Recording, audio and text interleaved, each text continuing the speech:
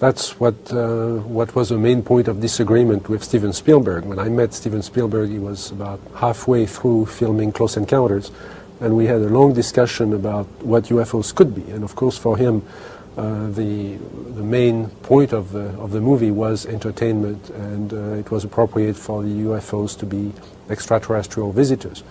I think that from my own point of view, I'm going to be very disappointed if UFOs turn out to be nothing more than visitors from another planet, because I think they could be something much more interesting. Something from another dimension of space or time? I think what the UFO phenomenon is teaching us is that we don't understand time and space. Mm-hmm. Here are objects, I think we have to call them objects, that are physical, that interact with the environment, that cause effects on the witnesses, on the psychology and the physiology of the witnesses, and leave traces on the ground, and yet are capable of, appear to be capable of manipulating time and space in ways that go beyond what our physics understands today. In your books, particularly your most recent book, Messengers of Deception, which is many years old, you suggest that UFOs are deliberately trying to manipulate our subconscious mind to create a mythology in our culture about themselves, which is one of the reasons that they're both physical and concrete, yet very elusive at the same time. Do you still feel that way? I think to answer that, I'm not trying to evade your question, but to answer that, you have to step back, a little bit farther. What we know today about the UFO phenomenon is considerably more than we knew 20 years ago or 10 years ago. Mm-hmm. And we have to understand it at three different levels. Okay. And the first level is the physical level. And all we can say about UFOs at the physical level is that it's a lot of energy in a small space. In the space of this, if we could take the energy of a nuclear reactor and contain it within this studio, for example, you'd have something that would approximate what a UFO does. It's a lot of energy in a small space, emitted through light energy and through pulsed microwave energy. Mm-hmm. The second level is what happens to witnesses, what would happen to you and me if we were close to that source of energy. And again, now we're beginning to understand the physiological and the psychological correlations of a close encounter. Yes. And those have to do with a loss of the sense of space, loss of orientation. I've had witnesses tell me we were driving north when everybody knows they were driving south. Mm-hmm. They were disoriented at the time. Loss of a sense of time, people thinking that only 10 minutes went by and 3 hours went by. Very often effects on the skin, sunburns, I think that was shown in Close Encounters. Yes. Effects on the eyes, going from conjunctivitis to blindness, to temporary blindness in some cases. And sometimes you've mentioned people have actually been healed of diseases. There have been cases where after a UFO close encounter, it seems that the healing process had been sped up. Mm-hmm. Now there are known techniques now using electromagnetic radiation that will heal the fractures, for example, or will heal superficial wounds on the skin, but nothing that would heal as fast as the reported effects. Yeah. So we're beginning to understand at least the descriptions, the symptoms of the exposure to whatever UFO is. And then there is a third level, which is where the level I was addressing in Messengers of Deception, which is the social level. The impact on our culture. Yes, and the impact on our belief systems. Mm-hmm. And at that level, and that's something that's very difficult to convey to the believers in UFOs, the believers in little green men from space, that at that level it really doesn't matter whether UFOs are real or not. If enough people believe that something is real, then it is real in its effects. In terms of social reality. In terms of the social reality, in terms of what people act according to their beliefs. Yeah.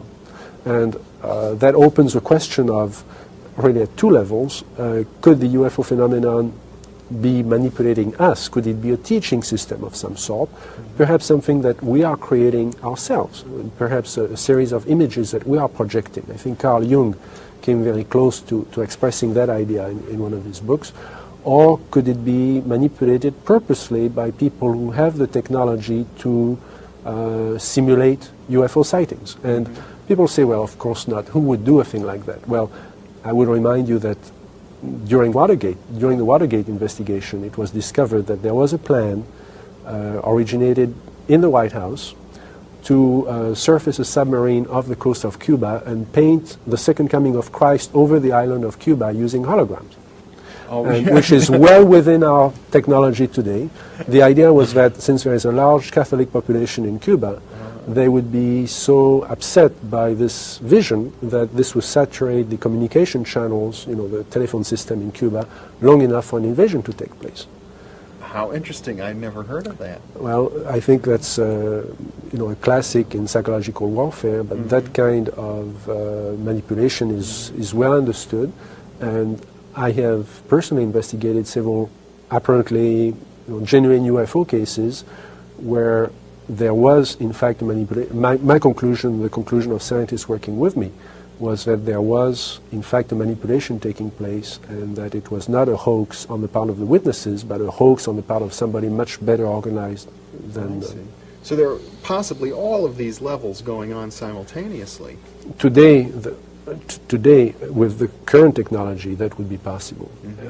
One of my interests, as you know, has been to look at ancient sightings, old sightings before World War II, for example, when there is really no confusion with modern technology.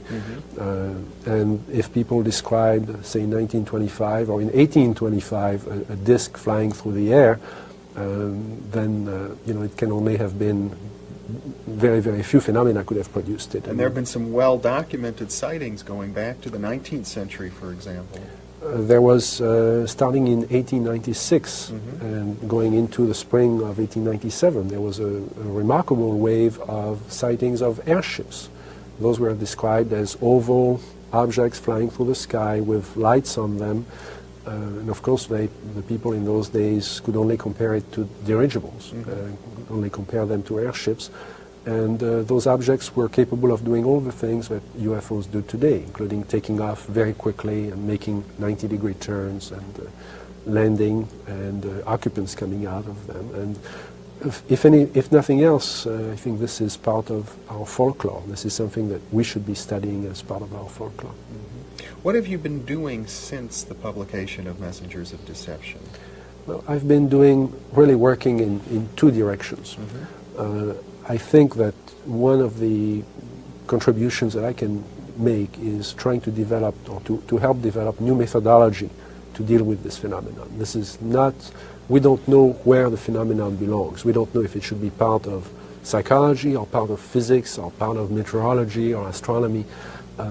We need to develop and it takes a while for science to develop new disciplines around phenomena that don't fit. And I think that's one of the opportunities with the UFO phenomenon. So I've tried to develop methodology that would enable us to deal with the complexity of the reports. And I'm doing this right now using artificial intelligence techniques to develop a very simple screening model. We do know, one thing everybody agrees on, is that 80% of all the cases reported are not UFOs, that they are explainable phenomena. So if you type the data of these cases into a computer, the computer will probably screen that 80% out. Exactly. Maybe not the 80%, but if you could just eliminate the 60% and put them into lower priorities, you would save a lot of time of investigators who could go after the high strangeness cases or high priority cases.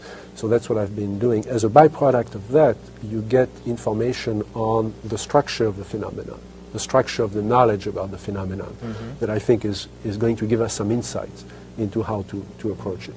The other thing I've been doing is personal investigations, and I don't belong to any group or to any organization whatsoever. I'm doing this strictly on my own with a small network of friends and scientists and other investigators who help me. And I'm fairly frequently in Europe. I've also traveled to South America and, of course, within the US. And I've tried to investigate cases that had not been reported to the media. had not been reported to UFO organizations. To avoid possible contamination from other researchers who may have made suggestions. Exactly. Or simply the pressures on the witnesses themselves to embellish their stories and so on. So I try to go after cases that are reported directly to me. Have you come up with anything new or interesting in these cases? Yes. I go after cases where I have continued access to the witnesses and continued access to the site, where I can go back month after month or year after year and continue to follow those cases. One case that I'm especially intrigued with, that I'm continuing to follow, is the case of Dr. X in France. That's an interesting one, because I know I interviewed you in 1973 about this very interesting case. Well, it's a case that goes back to 1968. The witness is a medical doctor of some reputation in the south of France, which is why he never wanted his name published in connection with the sighting, so he was referred to as Dr. X. One night he saw some flashes of red light behind the shutters in his house, and so he opened the windows and stepped out on his balcony in the middle of the night and saw two objects that appeared to merge into a single object, and a beam of light went through the balcony where he was standing. Being a scientist, being a medical doctor, he had made a number of observations that during the sighting that enabled the investigators later to reconstruct exactly where the object had been and the apparent size of the object, and the object was apparently very large. One of the interesting sequelae of the incident is that there was a stigma or a marking that developed over his abdomen and also over the abdomen of his son. The son was 18 months old at the time. Over the years, that area of it was like a red geometric shape over the skin, over the stomach. This has been now filmed on recurrent years. It comes on back on the anniversary on an annual of that basis. On the anniversary of that sighting. Now that would be hard to explain in physiological terms, I should think. There have been several attempts to. Of course, this has been observed by his colleagues in France. One of them wanted to write up a communication to the French Academy of Medicine, except that that couldn't be done without naming the witness, and he did not want to be named. I've spoken to several people who continue to follow the case in France, and I met him last year again. The markings continue to appear. Even after over 18 years. And there is no, this cannot be explained as psychosomatic. There is an actual change. Now, when I interviewed you about this many, many years ago, you indicated to me that Dr. X seemed to have acquired certain psychic gifts. In fact, his whole life was changed. His attitudes changed. That's not unusual. When you investigate a case like this, what you find is usually a witness who is in a state of trauma, has been shocked into, very often their view of themselves, their view of the world around them, their view of the universe has been shattered by this experience.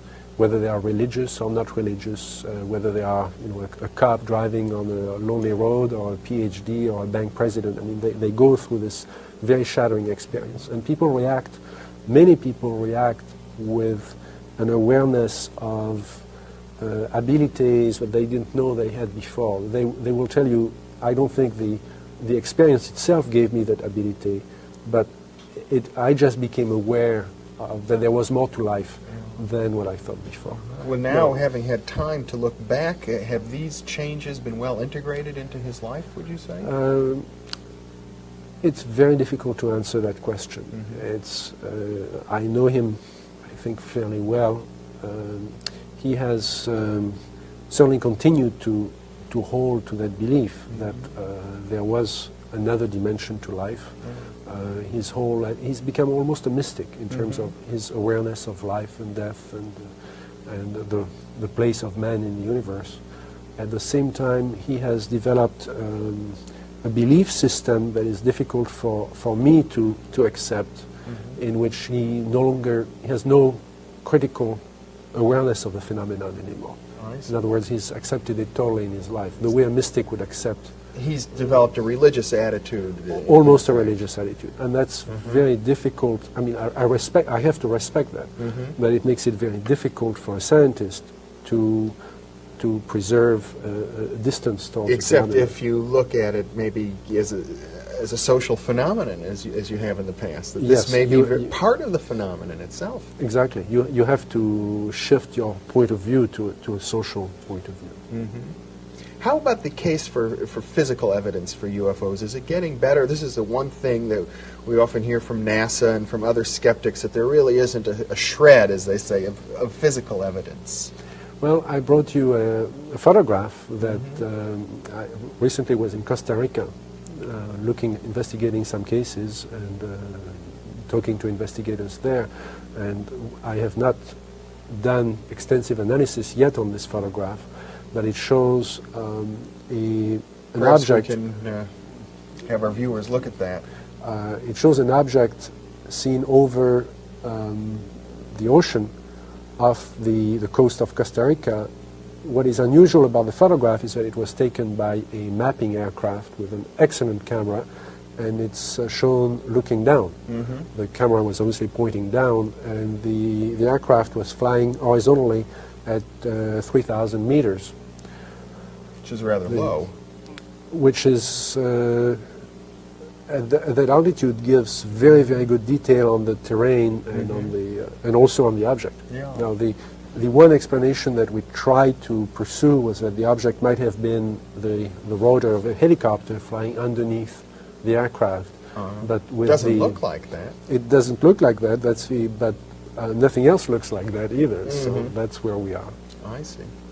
There will obviously be a further analysis done on this. And you've been to Costa Rica yourself on investigations? Yes.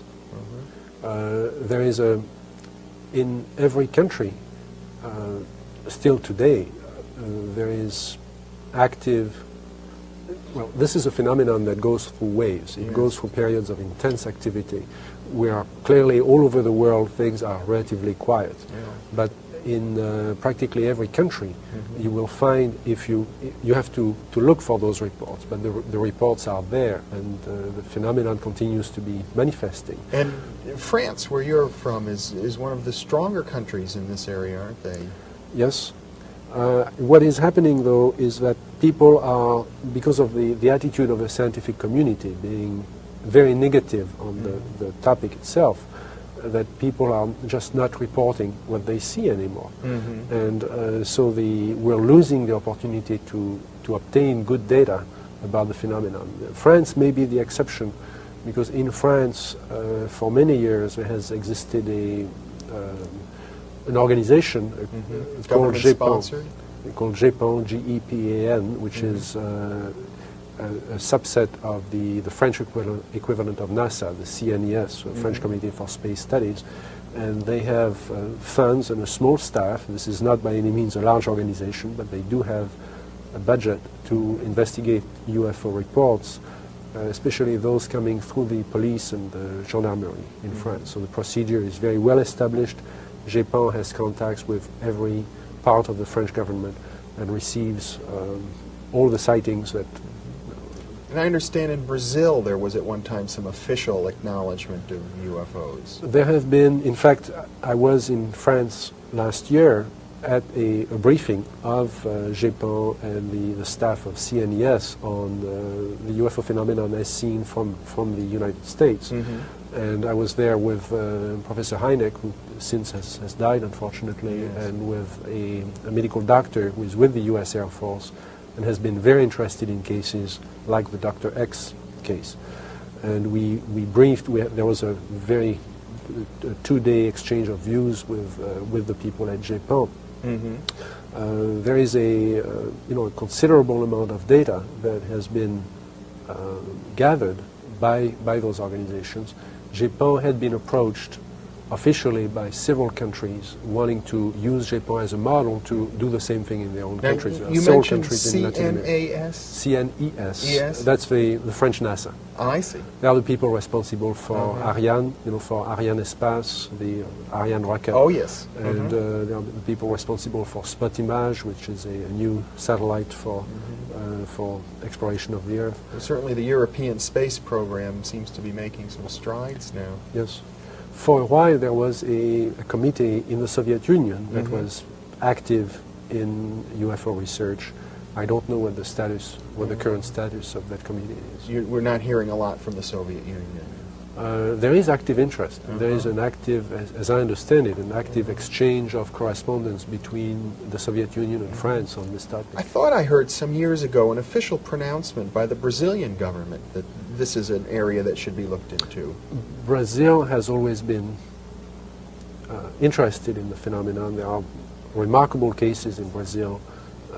I had the opportunity to reinvestigate a case in Brazil where two people had died during, I don't want to say as a result, but During a sighting? coincidence with a sighting of a UFO sighted by many people over a wide area.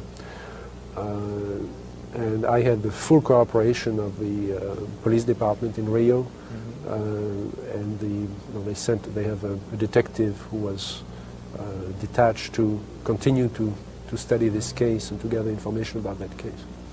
Here in the United States, are there any trends that would distinguish us from the kind of reports you find around the world, or are they all similar? The reports in the U.S. are absolutely indistinguishable from those in other parts of the world. And that's one of the remarkable things about this. Because you might otherwise expect phenomenon. cultural differences. There are very few. There are differences in the way phenomenon is reported and the way it is treated by the media. In the U.S., the media tends to polarize everything. So either you have to be for or against UFOs. You have to be either you believe in them, in which case you believe in extraterrestrials, or you don't believe in them. And it's very difficult to take a middle position, to say this is a phenomenon that does exist and we don't understand it, and it may be extraterrestrial, but it's probably something else. When you talk to the witnesses in every country, including the US, what they are telling you is that they have seen something that was there, that was part of their reality, part of their physical reality, and yet was capable of appearing out of nowhere or disappearing instantly. And that's why I'm interested. I think it's a challenge to our concept of science, to our concept of technology. My business is technology. I cannot afford to ignore this phenomenon. Do you anticipate then that there may be some major impact on our culture as a result of this? I think even if we never understood the UFO phenomenon in the next 200 years, but we only understood how they manipulate the pulsed microwaves, for example, that itself would be a breakthrough in our technology. If we could only duplicate what that phenomenon does. I haven't heard much about this pulsed microwaves. Is this a new discovery? It's a convergence of work by several people looking both at the traces left on the ground, the impact on witnesses, the sounds and the visual effects that seem to be produced inside the brain, the heating that is produced on cars or metal or the ground in the vicinity of the object or in the vicinity of the phenomenon. All this strongly suggests pulsed microwave radiation in connection with light radiation. One of the suggestions, Jacques, that you made in your book, The Invisible College, as I recall, is that the UFOs may be associated with some of the mystical or occult ideas of hidden masters or groups of very wise and beneficent entities that were trying to teach humanity. I didn't take it that far. Okay. I suggested that first, any new phenomenon, even if you go back to the 15th century, when you look at electricity, for example, or electrostatics, as it was observed then but not understood, has the potential of being regarded as magical. Yes. I think Arthur Clarke said that any technology that we don't understand has to be magic, has to be perceived as magical. I'm paraphrasing badly what he said.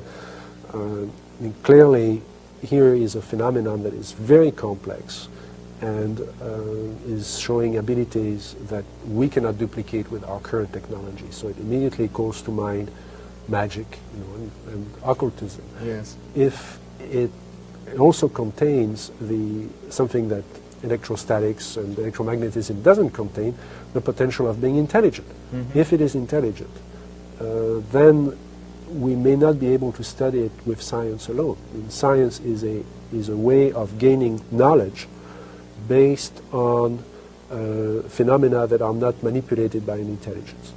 If now there's an intelligence involved, then it becomes much more complex. It requires a humanistic approach. And yes, it requires a much more diverse approach from many different disciplines, and it may be that the people responsible for that manifestation understand the impact that the phenomenon will have on us, on our own imagination. And that's one of the speculations that I proposed, was that perhaps the observations of UFOs were similar to a teaching system, but there is another way of thinking about that. Perhaps we're clearly at a time of great potential crisis on Earth. We have a means of destroying the planet, which we've never had before in the history of man.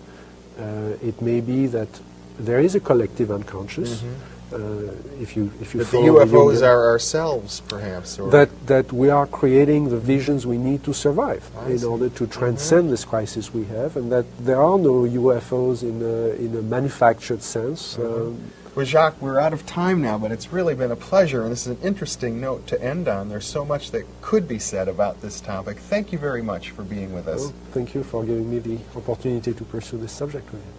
And thank you very much for joining us also.